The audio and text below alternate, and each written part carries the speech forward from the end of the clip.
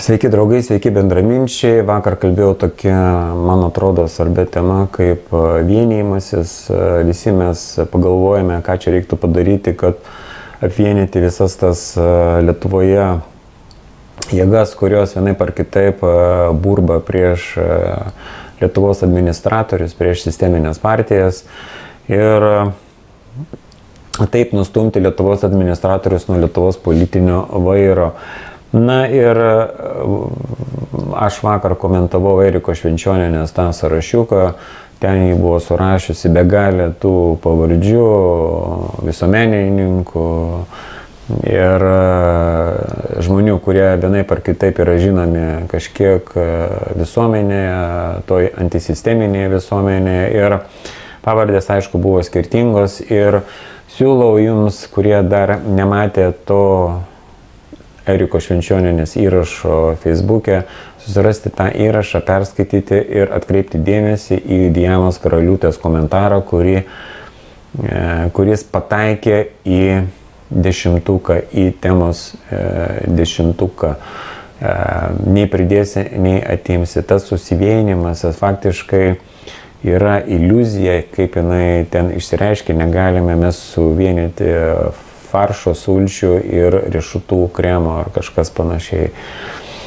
Bet būdama Erika protinga moteris, kaži kodėl ji bando tokį dalyką, neįmanomą dalyką. Aš galvoju, kad ji tai daro savo perinimo labui ir tai yra normalu politikoje. Politikai turi manipuliuoti visuomenę. Aš manau, kad ji tą meną yra puikiai įvaldžiusi, manipuliacijos meną ir jeigu būsimi politikai neturi tų savybių, jie tiesiog negali būti politikai. Politikai aplamai yra psichopatai, vieni daugiau, kiti mažiau. Tai yra būtina savybė, kad būti politikoje. Bet taip pat tos temos, vienijimosi temos, komentarai po mano video mane kažkiek nuliūdino, nes pavyzdžiui buvo toks komentaras, nereikia mums išstoti iš ES, iš NATO, būkime kaip Vengrija, kuri yra ir ES narė, ir NATO narė, būkime, mūsų lyderis turi būti toks kaip Orbanas ir viskas bus gerai. Ne, tikrai nebus gerai, Orbaną gali pakeisti, nes visa mūsų matrica veikia piramidės principų, užtenka pašalinti partijos lyderį ar kažkokios šalies lyderį, kuris yra normalus ir viskas sugriūna kaip kortų namelis piramidė. Svarbiausia kontroliuoti vieną žmogų arba jį pašalinti ir viskas sugriūva. Jums kaip pavyzdys Algirdas Paleckis, kurį pasodino į kalėjimą ir iš teisingumo aušros nieko nebeliko, liko tik tai senas tvartas. Na ir tie komentarai tikrai tokie, kad nereikia išstoti iš NATO, nereikia iš ES išstoti, jie tikrai mane liūdina. Aš vakar kalbėjau, kokios būtinos sąlygos susivienimui turi būti bendra vizija, bendras geopolitikos supratimas ir noras, vizija matyti Lietuvą tikrai suverenę teritoriją, suverenę šalim, o ne Lietuva nepriklausoma valstybė ES sudėtyje, tai yra visos tos nesąmonės. Ir buvo žmonių tame sąraše, kurie kritikuoja tik pavyzdžiui visas tas blogybės, kurios ateina iš ES, bet visi kiti reikalai NATO ir jiems tinka. Tiesiog ta košė galvoje nieko gero tikrai tam vienimuisi neduos ir tai yra iš principo neįmanoma. Aš niekada negalėčiau susivienyti po vienu sąrašu su pavyzdžiui mokytoja Astra, kuri yra visiška patologinė rusofobė, patologinė natovcė ir panašiai. Tikrai negalėčiau, nors aš dabar to sąrašo neturiu, bet aš vakar ten trumpai apie kiekvieną ten esantį žmogų kažkiek truputį pašnekėjau. Ten buvo ir puikių žmonių, kurie niekada man nėra užkliuvę, kurie nėra nė vieno idealaus, bet bent jie buvo savo vietoje ir toje vietoje, kur jie gal kažko nežino, jie bent patyli. O dauguma buvo klaunų, tikrų klaunų, pavardėm aš čia neminėsiu šiandien. Ir tas vienijimasis tikrai yra čia viskas labai paprasta. Vienėsi žmonės, kurių pažiūros sutampa, kurių vizija sutampa, o ne dėl to vienėsi, kad ir tiems ir aniems nepatinka konservatoriai. Patikėkite, tie, kurie dabar kritikuoja konservatorių valdžią, yra tokių, kurie bus daug baisesni už konservatorius. Jūs tikrai turite tai suprasti. Įsivaizduokite, kas būtų, jeigu politinė dauguma turėtų, pavyzdžiui, nacionalinis susivienijimas. Ateitų tokie valdžia kaip fašistuojantis Sinica. Arba įsivaizduokite, jeigu politinė dauguma turėtų Seime šeimų sąjūdžio žmonės su Stasio Buškevičiaus žmonėmis. Grynas fašizmas.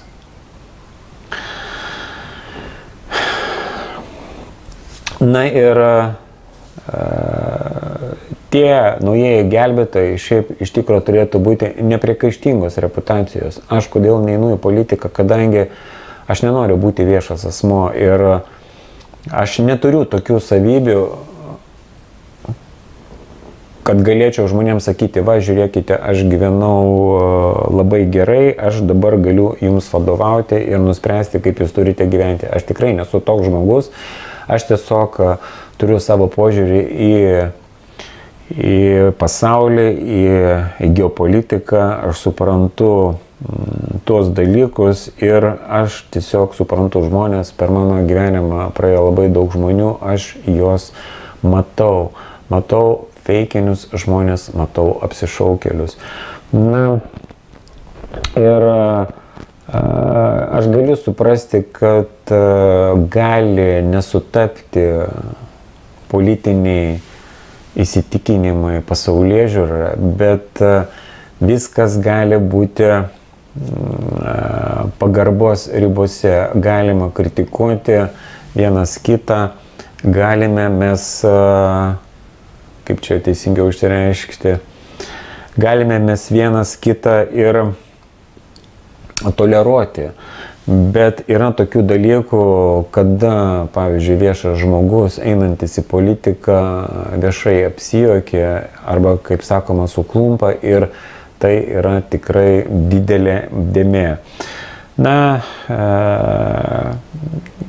žinom tą Lietuvos gelbėtoją Juraitį, kuris elgėsi tikrai šlykščiai. Visų pirma, ką aš manau, kalbėdamas apie sistemą, pavyzdžiui, kokia yra mano nuomonė, ne kartą išsakyta apie griaunamus Lietuvoje TSRS karių paminklus, monumentus. Kokia mano nuomonė? Mano nuomonė yra labai neigiama. Ne tai, kad neigiama, jeigu aš turėčiau absoliučią valdžią, tiem žmonėms tikrai, jie būtų taip nubausti, kad tikrai mažai nepasirodytų. Aš juos skaitau, tuos žmonės, kaip pavyzdį galiu paminėti Šimašius, va tokio tipažo žmonės, kurie griovė, prisidėjo vienaip ar kitaip prie tarybinių karių monumentų griovimo, aš juos skaitau barbarais. Dabar jums kitas pavyzdys. Atėjo naujas Lietuvos gelbėtojas Kazimieras Juraitis, kuris kartu su Stanislovu Tomu griovė Noreikos lentą. Juraitis pats negriovė, jis filmavo, stovėjo šalia, griovė Stanislovas Tomas. Ta veikėja perino, Kazimieras Juraitis perina iki šiol. Dabar, jeigu Lietuvoje būtų Smetonos paminklas, aš Smetonos kaip politiko, kaip prezidento Lietuvos iki karinio, aš jo nemėgstu, jis man yra fašistas. Bet jeigu toks paminklas stovėtų Lietuvoje, man atėjusią valdžią, aš to paminklo neliešiau, tas paminklas taip ir stovėtų, tai yra mūsų istorija. Lygiai taip pat su Noreikos lenta. Aš nepritariu Noreikos politiniam pažiūrom, nepritariu jo veiklai, ką jis veikia Antrojo pasaulinio karo metais, jo požiūrio į žydus, aš nepritariu jo požiūriui, bet paminklinės lentos aš nebūčiau lietęs. Tie, kurie draskė tarybinių karių monumentus, tie, kurie griovė Noreikos lentą, paminklinę lentą, man jie yra barbarai ir aš niekada už tokius žmonės nebalsuočiau. Aš niekada nebalsuočiau už Jūraitį ir už jo aplinkos žmonės. Pakalbėkime apie patyčias. Esu aš Vaidui nekartą sakęs, įsivaizduok, sakau, Vaidai, kaip būtų visiems gerai Lietuvoje, kaip visi tie visuomenininkai, feikiniai visuomenininkai, konservatoriai ir visi, kuriuos tu kritikuoji, kaip vieną dieną jie apsidžiaugtų, jeigu tiesiog tavęs neliktų.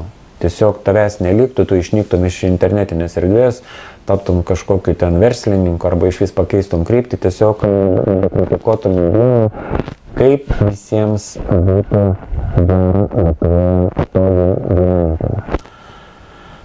niekas nebekritikuotų nei šeimų maršo, nekritikuotų nei tų naujų politinių gelbėtojų, visi lengviau atsikvėptų, visi galėtų kabinti makaronus žmonėms, visi galėtų gelbėti Lietuvą, kabindami naujus makaronus žmonėms, kaip jie lengviau atsikvėptų. Bet va, tu esi ir neduodi jiems atsikvėpti, kritikuoji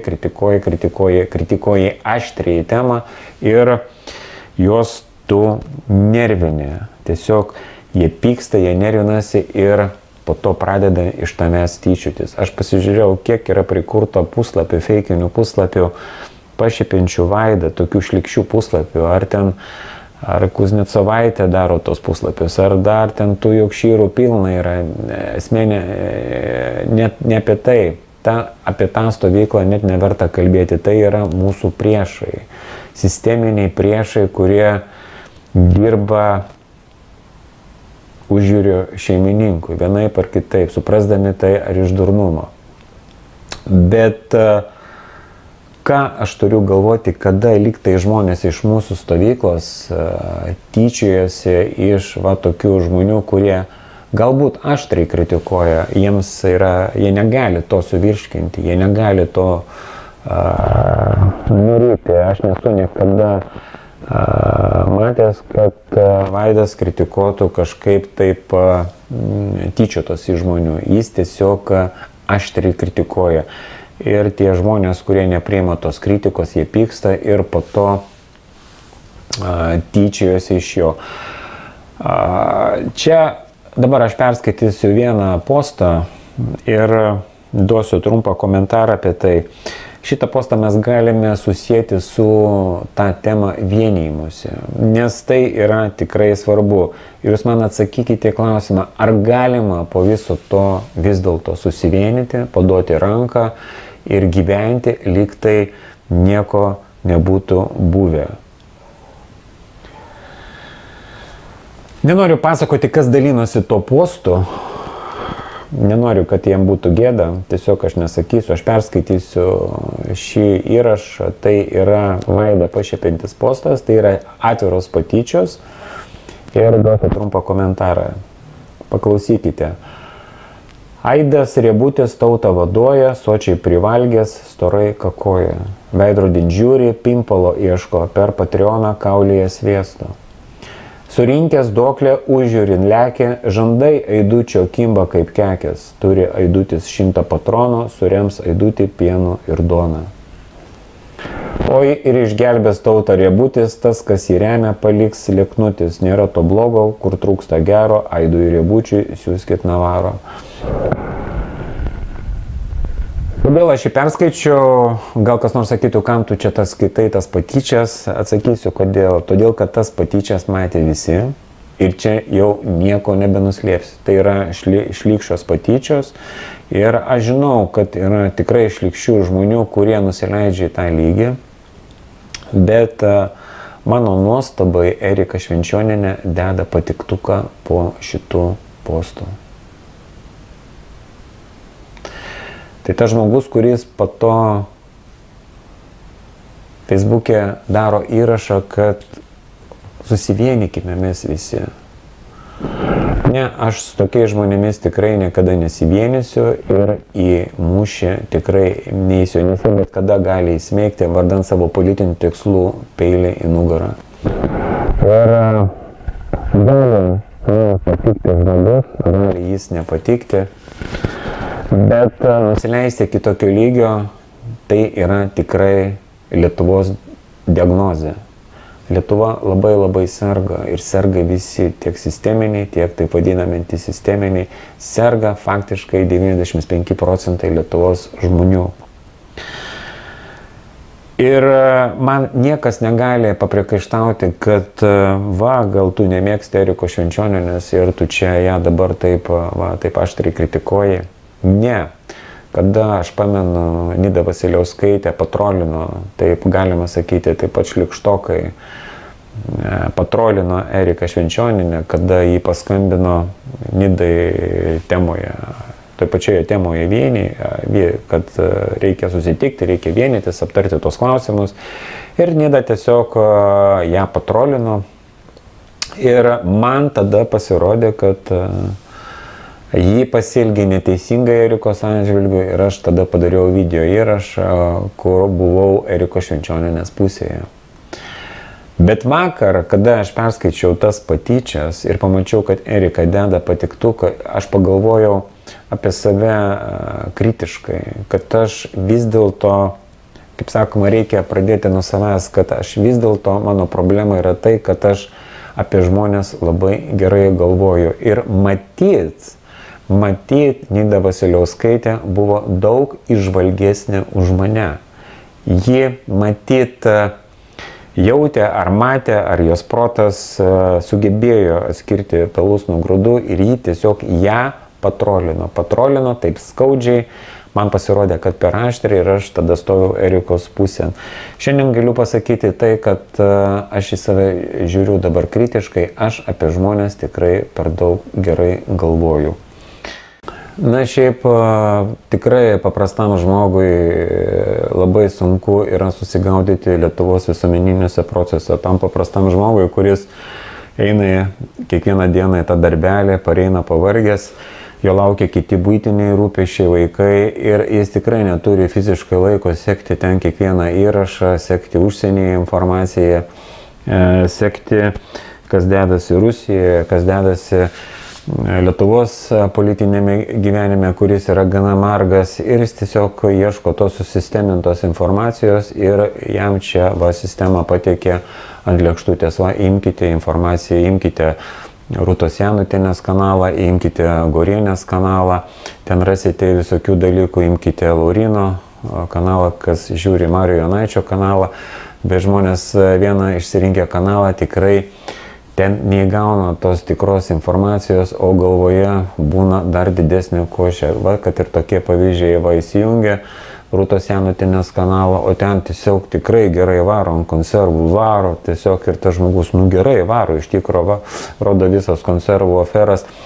O kitoje laidoje ateina Butkevičius, pradeda klydėti apie Putiną, apie Rusiją ir apie karą, faktiškai kursto nacionalinę nesantaiką ir propaguoja karą, kad reikia rusus nugalėti. Lygiai tas pats ir pas Gorienę ateina puikus analitikas Vytautas Mikalauskas, jis daro puikiausias įžvalgas, o kitoje laidoje ateina Tutkus ir tas paprastas žmogus, Mikalauskas tikrai labai gerai pašnekėjo, galbūt ir Tutkus neblogas vyras yra ir atėjus rinkimų dienai pamato Tutkų, jam pasąmonė, o Tutkus buvo pas Gorienę, neblogai šnekėjo. Ir nelabai jis gilinosi, ką tas Tutkus šnekėjo, ką jis klydėjo apie NATO, bet tiesiog tas žmogus ir prabalsuoja už Tutkų. Taip yra daroma ta propaganda, kada pasakoma dalis tiesos, dalis melo ir žmogus pasiklydęs toje nuomonių įvairovėje, jis užkimba. Nėra vienos tokios krypties, ko iš tikro reikia Lietuvai, turi diskusijos būti, kaip tai padaryti, bet kryptis turi būti viena, tai pilnas Lietuvos suverenitetas, išstojimas iš karinių organizacijų ir rusofobijos, tokios kaip šizofrenijos formos atmetimas, pilnas atmetimas, bet vienoje ar kitoje laidoje kas nors ir išlenda su savo rusofobija.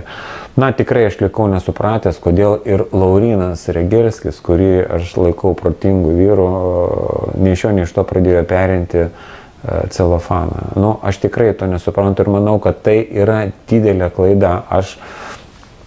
Gal yra žmonių, kurie galvoja, kad aš labai jau palaikau Vaidą arba ten su viskuom sutinku.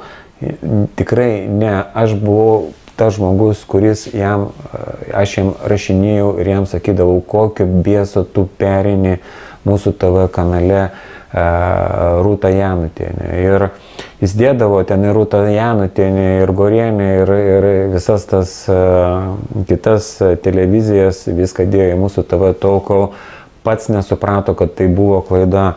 Ir sakau, tu juk taip reklamuoji ją ir pas tą žmogų bus ta košė. Aišku, jis dabar to nedaro, suprato po to, kai Janutienė ir Gorienė apkaltino Vaidą, kad neva jis vagė jų turinį. Nors įvyko priešingas dalykas. Tas Gorienės ir Janutienės laidų talpinimas mūsų TV kaip tik didino jų peržiūrų skaičių.